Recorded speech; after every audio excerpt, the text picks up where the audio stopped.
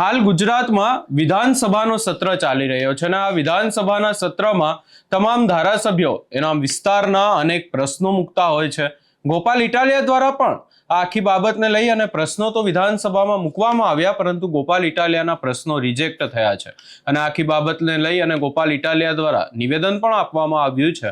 શું છે સમગ્ર મામલો, એની વિગતે ચર્ચા કરીશું. નમસ્કાર, હું છું ઉજ્જવલ અને આપ જોઈ રહ્યા છો નિર્ભય ન્યૂઝ.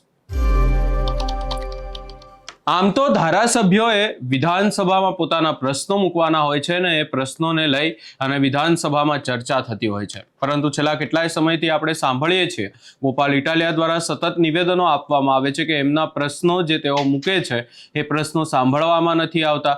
વિધાનસભામાં જે અન્ય ધારાસભ્યો છે પોતાના વિસ્તારના પ્રશ્નો મૂકવાની બદલે અનેક અન્ય જ મુદ્દા ઉપર આખી વાત જતી રહે છે અને ત્યારબાદ ચર્ચાઓમાં પ્રશ્નોની વાતો તો થતા જ નથી.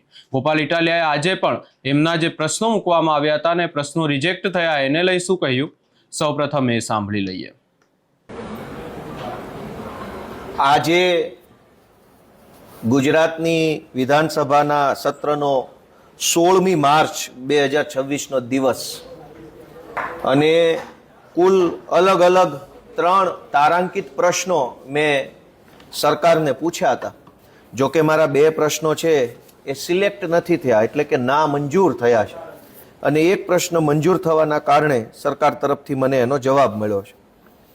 મૂળ વાત એમ છે કે ગુજરાતની હાઈકોર્ટ એ અમદાવાદમાં છે અને ગુજરાત ખૂબ મોટું છે. એક બાજુ કચ્છનો છેવાડાનો વિસ્તાર છે, એક બાજુ છેક વાપી સુધી ગુજરાત ફેલાયેલું છે, એક બાજુ વાવ સુઈગામ સુધી ગુજરાત છે અને એક બાજુ ઝાલોદ સુધી દૂર દૂર ગુજરાત છે. પણ હાઈકોર્ટ માત્ર ને માત્ર અમદાવાદમાં એક જ જગ્યાએ એની પ્રિન્સિપલ બેન્ચ કહેવાય, એટલે કે મુખ્ય એનું અદાલત છે.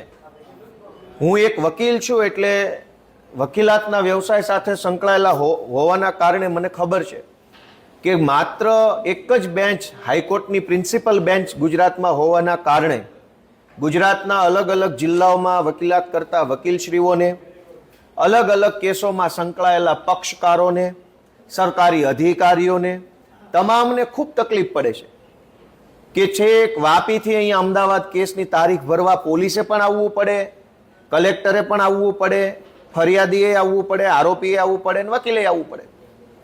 બધા જ લોકો વાપીથી કે છેક ભચાઉથી કે છેક આમ અંતરિયાળ કચ્છના વિસ્તારથી કે છેક દેવભૂમિ દ્વારકાથી આવે તો અમદાવાદમાં રહેવાનો, રોકાવાનો, જમવાનો, ચા નાસ્તાનો, ટિકિટ ભાડાનો હજારો રૂપિયાનો ખર્ચો વર્ષે દાડે લોકોને થઈ જાય છે. અને એટલે મારું એવું માનવું હતું કે હું સરકારના ધ્યાન ઉપર આ વાત લઈને આવું કે મહારાષ્ટ્રની અંદર પણ 1 કરતાં વધુ 3 બેન્ચ છે. પશ્ચિમ બંગાળમાં, તમિલનાડુમાં, મધ્યપ્રદેશમાં, ઉત્તર પ્રદેશમાં, બધા જ રાજ્યોમાં હાઈકોર્ટની એક મુખ્ય બેન્ચ હોય અને બાકી વિભાગ વાઇઝ 1 કે 2 કે 3 જરૂર પ્રમાણેની બેન્ચો હોય છે. મહારાષ્ટ્રની અંદર મુંબઈ જે છે એની પ્રિન્સિપલ બેન્ચ છે, પછી નાગપુરમાં પણ હાઈકોર્ટની બેન્ચ છે, અન્ય વિસ્તારોમાં પણ હાઈકોર્ટની બેન્ચ છે, પૂનામાં છે, તો એવી રીતે મધ્યપ્રદેશમાં છે, એવી રીતે રાજસ્થાનમાં છે, એવી રીતે દરેક લગભગ મોટા રાજ્યો જે છે ભૌગોલિક રીતે જનસંખ્યાની દ્રષ્ટિએ ત્યાં 1 કરતાં વધુ હાઈકોર્ટની બેન્ચ છે. એટલે મારી ઈચ્છા એવી હતી કે સરકારના ધ્યાનમાં લાવવું કે ગુજરાત હાઈકોર્ટની એક બેન્ચ સુરતમાં અને એક રાજકોટમાં જો ચાલુ કરવામાં આવે તો સૌરાષ્ટ્રભરના તમામ જે કાંઈ કેસો છે એની સુનાવણી રાજકોટ કક્ષાએ શક્ય બને. દક્ષિણ ગુજરાતના તમામ કેસો છે એ સુરતમાં એની સુનાવણી થઈ જાય તો વાપી, વલસાડ, ડાંગ, તાપી, નર્મદા, દૂર દૂરના વિસ્તારોથી લોકોએ અમદાવાદ ન આવવું પડે અને ખર્ચાઓ ન થાય. અને આ વાત સરકારના ધ્યાને લાવવા માટે થઈ મેં તારાંકિત પ્રશ્ન ક્રમાંક 15/8/2750 થી સરકારને પ્રશ્ન પૂછ્યો હતો, પણ મારો આ પ્રશ્ન ના મંજૂર થયો છે. એટલે આ પ્રશ્ન અંગે સરકારનો મને કોઈ જવાબ મળ્યો નથી કે આની કોઈ ચર્ચા કે કાંઈ વિચારણા થઈ નથી. પણ મેં એવું પૂછ્યું હતું કે છેવાડાના જિલ્લાના પક્ષકારો, વકીલશ્રીઓ અને સરકારી કર્મચારીઓને પડતી મુશ્કેલીઓથી સરકાર વાકેફ છે કે કેમ. હવે સરકારે આ પ્રશ્ન જ ના મંજૂર થયો છે તો મને નથી લાગતું કે એ વાકેફ છે કે કેમ એનો જવાબ કાંઈ આપણને મળે. અને એટલે હજુ હવે આ ગૃહમાં તો કોઈ ચર્ચા વિચારણા થઈ નથી, પણ આ જનતાના પ્લેટફોર્મ પરથી હું ગુજરાતની ભાજપની સરકારને કહેવા માંગુ છું કે રાજકોટમાં અને સુરતમાં હાઈકોર્ટની એક સર્કિટ બેન્ચ, ડબલ જજોની બેન્ચ બંને જગ્યાએ જો ચાલુ કરવામાં આવે તો અહીંયા મુખ્ય પ્રિન્સિપલ બેન્ચ ઉપર ભારણ ઘટે, લોકોને પણ ધક્કા ઓછા થાય, ખર્ચો ઓછો થાય અને ઘર આંગણે અથવા ઘરથી નજીકમાં ન્યાયની સુવિધા ઊભી થાય એવું કરવું જોઈએ. ગુજરાતની વિધાનસભામાં 16મી માર્ચ 2026નો દિવસ એક ગુજરાતનો અત્યંત મહત્વનો, ગંભીર અને ખૂબ જ કહી શકાય એવો ખૂબ જ દુઃખનો વિષય આજે મેં માનનીય મંત્રી સમક્ષ જવાબ જાણવા માટે પૂછ્યો હતો. જોકે મને સરકારે માત્ર જવાબ આપ્યો છે, આ પ્રશ્નના જવાબ ઉપર ગૃહમાં ઊભા થઈને કોઈ ચર્ચા થઈ શકેલ નથી, પણ આ જવાબ ઘણું બધું કહી જાય છે. આ જવાબનું રાજકીય રીતે જો વિશ્લેષણ કરીએ આ મીડિયાના પ્લેટફોર્મ પર, મેં ગુજરાતની સરકારને એવો પ્રશ્ન પૂછ્યો હતો કે સુપ્રીમ કોર્ટમાં ફિક્સ પગારનો કેસ ચાલે છે. એક જમાનામાં હું પોતે પણ ફિક્સ પગારનો કર્મચારી હતો, પોલીસમાં પણ ફિક્સ પગારની નોકરી કરી અને મહેસૂલ વિભાગમાં પણ ફિક્સ પગારની નોકરી કરી. ફિક્સ પગારમાં ઘર ચલાવવું એ કેટલું મુશ્કેલ છે મેં પોતે અનુભવેલું છે. મારો પહેલો પગાર હતો 4,200 રૂપિયા અને નોકરી હતી અમદાવાદમાં. 4,200 રૂપિયામાં અમદાવાદમાં કેમ જીવવાનું? આજે એ ફિક્સ પગાર કદાચ 20, 22, 25 હશે તો મોંઘવારી પણ 10 વર્ષમાં વધી છે. સુપ્રીમ કોર્ટમાં ફિક્સ પગારનો કેસ ચાલે છે. આ બહુ જ ગંભીર બાબત છે અને સરકારના જવાબથી એટલું મોટું સરકારનું આખું માનસિકતા છતી થઈ જાય છે. ગુજરાતભરના ફિક્સ પગારના કર્મચારીઓ જાણે, એટલા માટે હું આ પબ્લિક પ્લેટફોર્મ પર બોલું છું કે ગુજરાતની હાઈકોર્ટે એવો હુકમ કર્યો કે કોઈ પણ વ્યક્તિને ફિક્સ પગારના નામે શોષણ કરી શકાય નહીં. ભારતના બંધારણ પ્રમાણે એને પૂરો પગાર આપવો પડે, સમાન કામ સમાન વેતનનો સિદ્ધાંત લાગુ પડે છે, એવો 2012ની અંદર ગુજરાતની હાઈકોર્ટે ચુકાદો આપ્યો. એ ચુકાદો ગુજરાતની ભાજપની સરકારે માની લેવાનો હતો. સરકાર જ જો હાઈકોર્ટના ચુકાદા ન માને તો પબ્લિકે શું સમજવાનું? પણ દુર્ભાગ્ય જુઓ કે ગુજરાતની હાઈકોર્ટે ફિક્સ પગારના નામે થતું શોષણ બંધ કરી સમાન કામ સમાન વેતન આપો એવો જે હુકમ કર્યો, એ હુકમને ભાજપની એ વખતની ગુજરાતની સરકારે માન્યો નહીં અને સુપ્રીમ કોર્ટમાં પડકાર્યો. અને ત્યાર પછીનો ઘટનાક્રમમાં મેં પૂછ્યું હતું કે કયા કયા વકીલને સરકારે રાખ્યા છે આ સુપ્રીમ કોર્ટમાં ફિક્સ પગારનો કેસ લડવા. તો મહેશ અગ્રવાલ, હરીશ સાલ્વે, કમલ ત્રિવેદી, મુકુલ રોહતગી, કે વિશ્વનાથન, તુષાર મહેતા, કે વેણુગોપાલ, નીરજ કિશન કૌલ અને મનીષાબેન એલ શાહ. મિત્રો, આમાંથી ઘણા વકીલો એવા છે કે જે એક વખત કોર્ટમાં હાજરી આપવાના 10-10, 20-20 કરોડ રૂપિયા ફી લે છે. જેમાં શ્રી હરીશ સાલ્વે, કમલ ત્રિવેદી, મુકુલ રોહતગી, તુષાર મહેતા, આ બધા એવા સુપ્રીમ કોર્ટના વકીલો છે જે એક વખત હાજર રહેવાના 10 કરોડ, 20 કરોડ, 35 કરોડ રૂપિયા લેનારા વ્યક્તિઓ છે. અલગ અલગ કેસ પ્રમાણે અલગ અલગ ફી પણ હોઈ શકે.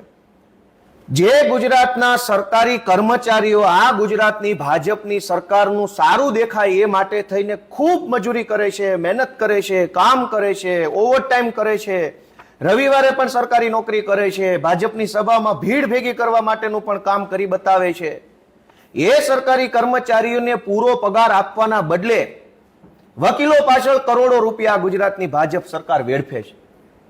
આ તે કેવી વિકૃત માનસિકતા છે ભાજપની સરકારની? જે લોકો તમારું કામ કરે છે એને પૈસા આપો કર્મચારીઓને. આ હરીશ સાલ્વે, કમલ ત્રિવેદી, મુકુલ રોહતગી, તુષાર મહેતા, કે વેણુગોપાલ, આ વકીલોને કરોડો રૂપિયા શું કામ આપવાના? સરકારે મને જવાબ આપ્યો છે પાછો, અને આ જવાબનું રાજકીય અવલોકન છે. ગૃહમાં આની કોઈ ચર્ચા થયેલ નથી કે કમલ ત્રિવેદીને એક દિવસની કોર્ટમાં હાજરી આપવાનો ભાવ નક્કી કર્યો છે 2 લાખ. મુકુલ રોહતગી કોન્ફરન્સ કરે આ કેસને લગતી અને અપીયર થાય તો 2 લાખ રૂપિયા એક મુદતે હાજર રહેવાના. તુષાર મહેતા એક દિવસ હાજર રહે સરકાર વતી તો એક મુદતના 2 લાખ રૂપિયા. કે વેણુગોપાલ ગુજરાતની સરકાર વતી ફિક્સ પગારનો વિરોધ કરવા સુપ્રીમ કોર્ટમાં હાજર રહેતો કે વેણુગોપાલના પોતાના 5 લાખ રૂપિયા એક મુદતના અને એના ક્લાર્કને 50,000 અલગથી. શ્રીમતી મનીષાબેન શાહ નામના વકીલ જો સુપ્રીમ કોર્ટમાં ફિક્સ પગારના સરકારી કર્મચારીની વિરુદ્ધમાં હાજર રહે તો એક દિવસના એક વખત મુદત ભરવાના 2 લાખ રૂપિયા, મહેશ અગ્રવાલને 3 લાખ રૂપિયા. મિત્રો વિચાર કરો કે એક મુદ્દતે હાજર રહેવાના. 2012 થી સુપ્રીમ કોર્ટમાં સુનાવણી ચાલે છે. હજુ તો આ 2026 થઈ ગયા, લગભગ 15 વર્ષ થયા તો એ સુનાવણી પૂરી નથી થઈ. પણ 2012 થી લઈ 2026 સુધી એક મુદ્દતના 2 લાખ, મુકુલ રોહતગીના 2 લાખ, કમલ ત્રિવેદીના 2 લાખ, તુષાર એક મુદ્દતના 5-5 લાખ રૂપિયા. આટલા પૈસા તો ફિક્સ પગારના કર્મચારીને આપી દીધા હોત તો પણ ફૂલ પગાર જેટલું એમને મદદ થઈ ચૂકી હોત.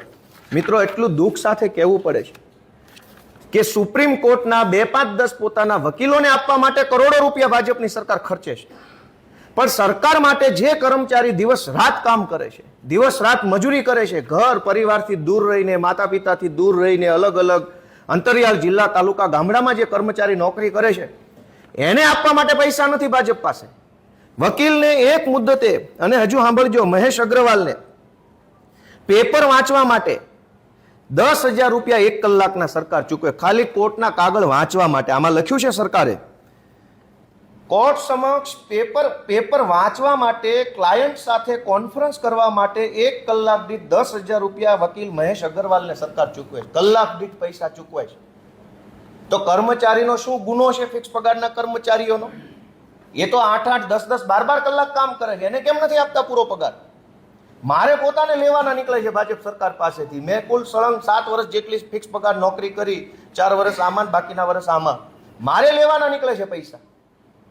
ત્યારબાદ અરજીનો મુસદ્દો તૈયાર કરવા માટે 30,000 રૂપિયા, ડ્રાફ્ટિંગનો મુસદ્દો તૈયાર કરવાના 30,000 રૂપિયા, ડ્રાફ્ટિંગ કરવા માટેના 50,000 રૂપિયા, અને બીજું કે વહેલી સુનાવણી વગેરે બાબતોનો રજિસ્ટ્રાર સમક્ષ ઉલ્લેખ કરવા માટે, એટલે કે મેન્શન કરાવવા માટે 10,000 રૂપિયા અલગથી.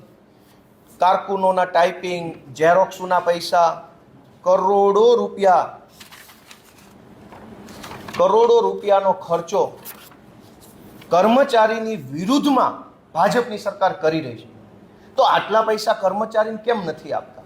15 વર્ષથી આ ફિક્સ પગારનો કેસ સુપ્રીમ કોર્ટમાં પડતર છે, અને વકીલો પાછળ ખર્ચા જે કરવામાં આવે છે એ બંધ કરી રાજ્યની સેવા કરતા, જનતાની સેવા કરતા, કચેરીઓમાં બેસીને લોકોનું કામ કરતા કર્મચારીને પૂરો પગાર ચૂકવવામાં આવે એવી મારી સ્પષ્ટ ભાજપ સામે માંગણી છે. ગોપાલભાઈ, તમને આ જવાબ આપ્યો સરકારે, એના ઉપરથી તમે જે વકીલોની ફી કેસ સાઈડ કરી કે 12 કરોડ 15 કરોડ, સરકારે તમને જે જવાબ આપ્યો એના ઉપરથી તમને એવું ન લાગ્યું કે આ લોકોને ફિક્સ કરી દીધા? મુદ્દો એટલો જ છે કે રાજ્યના દીકરા દીકરીઓ સરકારી નોકરીમાં આવી અને સરકારનું અને જનતાનું કામ કરે. એ કોઈ બીજા દેશના નથી, ભારતના અને ગુજરાતના દીકરા દીકરીઓ નોકરી કરે છે. એને સમાન કામ સમાન વેતન મળે એ જોવાની જવાબદારી ગુજરાતની ભાજપની સરકારની છે. પણ સરકારે શું કર્યું?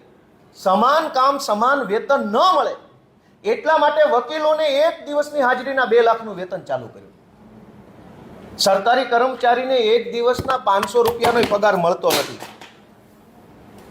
સરકારી કર્મચારીઓને એક દિવસના 500 રૂપિયા પગાર નથી. પણ સરકારી કર્મચારીને પૂરો પગાર ન મળે એ માટે વકીલને એક દિવસના 2 લાખ, અને એક વકીલને નહીં, વકીલ કમલ ત્રિવેદી, મુકુલ રોહતગી, તુષાર મહેતા, કે વેણુગોપાલ અને મનીષા શાહ, આટલા વકીલોને એક મુદ્દતે હાજર રહેવાના 2-2 લાખ રૂપિયા ચૂકવે છે. વકીલ હરીશ સાલ્વે ઇન્ટરનેશનલ કોર્ટની અંદર પણ એ વકીલાત કરે છે. એનું ગૂગલમાં સર્ચ કરજો, વકીલ હરીશ સાલ્વેની ફી ખાલી કરોડોમાં હશે, લાખોમાં નહીં. અને વકીલ તુષાર મહેતા, કે વેણુગોપાલની ફી ખાલી ગૂગલમાં જોજો. આવા મોંઘા વકીલો સરકારે પોતાના જ કર્મચારીની વિરુદ્ધમાં રાખ્યા છે. આ માનસિકતા ભાજપની યોગ્ય નથી. સરકારને મારી એટલી જ વિનંતી છે કે ભાઈ આ વકીલો પાછળ ખર્ચા જે કરો છો એના બદલે કર્મચારીઓના જીવનની અંદર સુધારો આવે, એનો પરિવાર શાંતિથી જીવી શકે એ માટે એને પૂરો પગાર આપવામાં આવે. આ સમગ્ર બાબતે તમારો શું અભિપ્રાય છે? ગોપાલ ઇટાલિયા દ્વારા જે આખી બાબતને લઈ અને નિવેદન આપવામાં આવ્યું, જે એમના પ્રશ્નો રિજેક્ટ કરવામાં આવ્યા, એમને કોઈ જવાબ ન આપવામાં આવ્યો, અને ગોપાલ ઇટાલિયા દ્વારા અહીંયા વધુમાં એ પણ કહેવામાં આવ્યું છે કે આવા અનેક પ્રશ્નો છે કે જેની રજૂઆત કરવી જોઈએ, પરંતુ રજૂઆતો પણ વિધાનસભામાં કરવામાં નથી આવતી, અને જે પ્રશ્નોની રજૂઆત કરવામાં આવે છે એમાંથી પ્રશ્નો પણ રિજેક્ટ થાય છે. આ સમગ્ર બાબતે તમારો શું અભિપ્રાય છે અમને કમેન્ટ કરી જરૂર જણાવશો. અમારી ચેનલ નિર્ભય ન્યૂઝને લાઇક, શેર, સબસ્ક્રાઇબ કરવાનું ભૂલશો નહીં.